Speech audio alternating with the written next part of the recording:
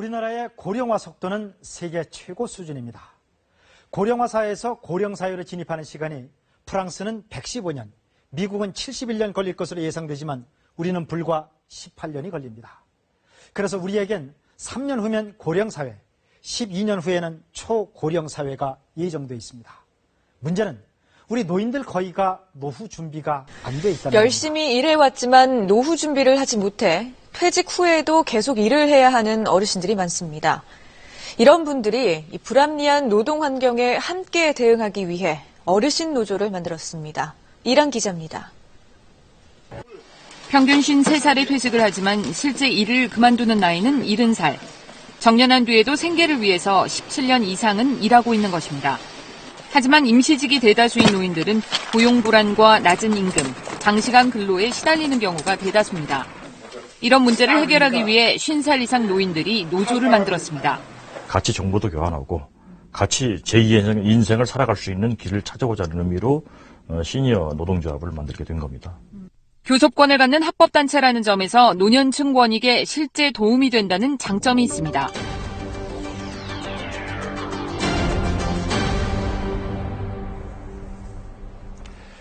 어제 저희가 고령의 어르신들의 노동권 보장을 위해 노동조합이 만들어졌다는 소식 전해드렸죠. 궁금해하시는 분들이 많습니다. 그래서 앞으로 어떤 역할과 활동을 계획하고 계신지 직접 모셔봤습니다. 전국 시니어 노동조합의 박헌수 위원장 나와 계십니다. 자, 위원장님, 5월 8일 어버이날이었죠. 이제 신고증을 교부받고 정식으로 활동하게 됐는데 먼저 어떤 계기로 노조를 설립하게 됐는지 설명 좀 부탁드릴게요. 이번에 우리 노조 설립에 참여한 분들은 주로 생애 주둔 직장에서 퇴직을 한 다음에 이제 인생 2차로 재취업한 그런 노동자들입니다.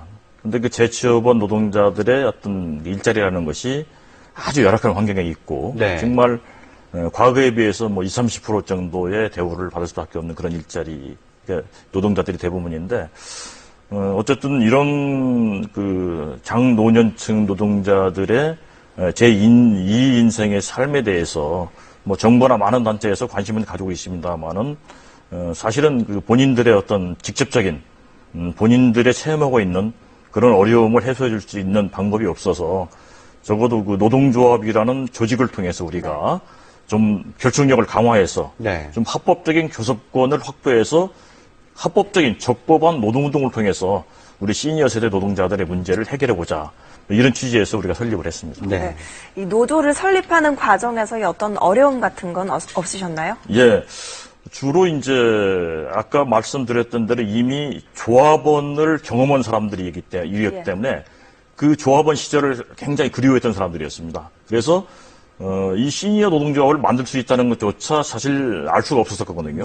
이걸 우리가 검토하고 만드는 과정 속에 참여하는 분들이 굉장히 기뻐하고 좋아하고 아주 열정적으로 참여했습니다. 그래서 쉽게 우리가 창립청을 할 수 있었습니다. 그렇군요. 그러면 지금 노조원 수는 얼마나 되나요? 우리가 4월 29일 날 창립총회 당시는 이제 서울, 경기, 인천, 강원도의 핵심 그동안 준비해온 간부들 11명이 창립을 했고요. 그 다음에 5월 1일 상징적으로 노동절날 설립신고를 했습니다. 그리고 어버이날은 5월 8일 날 설립신고증을 교부받은 다음에 우리가 이제 한 3일 동안 가입 견우를 했는데 3일 만에 130명 정도 가입을 했고요. 마침 어제 KBS 전용 뉴스에서 우리 이 시니어 노조를 보도해주는 바람에 오늘 하루 동안 수십 명이 다시 가입 의사를 밝혀왔습니다.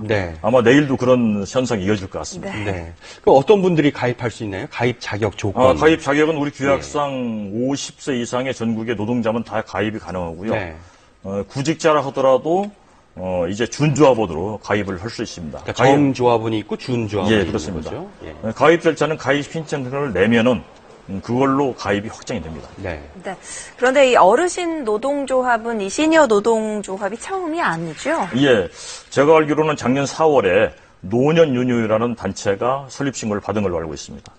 그럼 이 노년 유니온과는 어떤 부분이 좀 공통점이고 어떤 부분이 좀 다르다고 할 수가 있나요?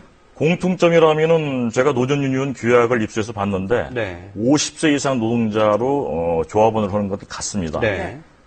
그러나 우리의 주요 사업 목표 중에 하나가 뭐냐면은 현재 생애 주둔 직장에서 근무하고 있는 은퇴 전에 50세 이상의 노동자들의 가입을 받아가지고 네. 우리 선배들이 경험한 이 은퇴 이후의 삶에 대해서 사전 은퇴 준비를 할 수 있도록 그런 교육과 그런 어떤 경험을 이제 전달해 줌으로써 그들이 이제 근무하면서 네. 은퇴를 자연스럽게 준비하고 본 직장에서 은퇴 이후에도 자연스럽게 사회 일원으로 참여할 수 있는 그런 어떤 연결고리를 우리가 하고 싶다는 게 주의 목표 중에 하나입니다. 그것이 크게 다른 점이라고 봅니다. 네. 네.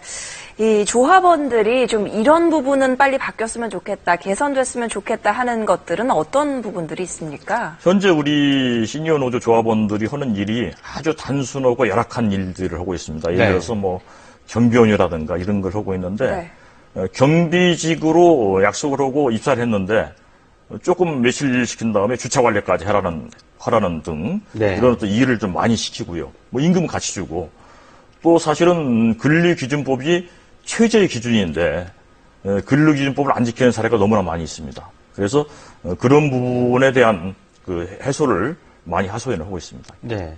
이런 부분에 이제 구체적인 개선을 위해서 지금 당장 계획하시고 있는 부분이 있나요? 우선 우리가 노동조합이 설립됐으니까 우리는 교섭권이 있지 않습니까? 네. 우리 교섭권으로 일단은 교섭을 통해서 해결을 해보고 안 되면은 그런 부분이야 법에 관한 사항이니까 감독관청과 협의를 해서 해결해 줄 그런 계획을 가지고 있습니다. 그건 충분히 해결이 가능한 일이라고 생각합니다. 네. 네, 그러면 이 노조를 떠나서 지금 우리나라 어르신들이 당면하고 있는 가장 큰 문제는 뭐라고 보십니까? 두 가지로 봅니다. 하나는 여전히 뭐 일자리죠. 네. 늦게까지 일할 수 있으면 좋겠죠. 그런 일자리고.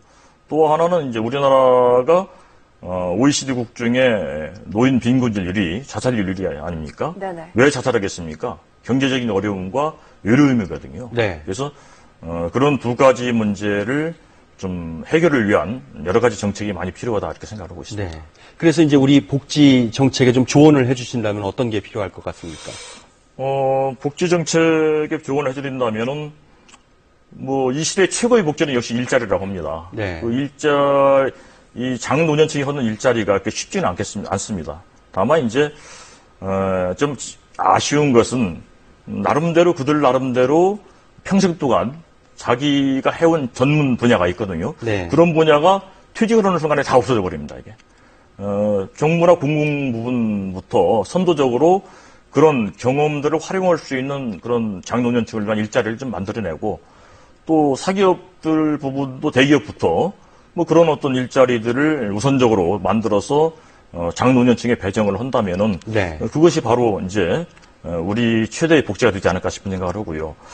또 하나 이제 외로움을 달래줄 수 있는 그런 어떤 네트워크 같은 거를 전국적으로 잘 형성을 해가지고 누구든지 아주 편하게 사실 장노년층은 뭐 인터넷도 잘 못하고요. 여러 가지 젊은 층에 비해서 상당히 많은 기능이 떨어지니까 네네. 장노년들이 손쉽게 접근할 수 있는 그런 네트워크를 형성해서 외로움을 달래줄 수 있는 그런 네. 어떤 정책을 좀 뭔가 연구해서 시행했으면 좋겠다는 생각입니다.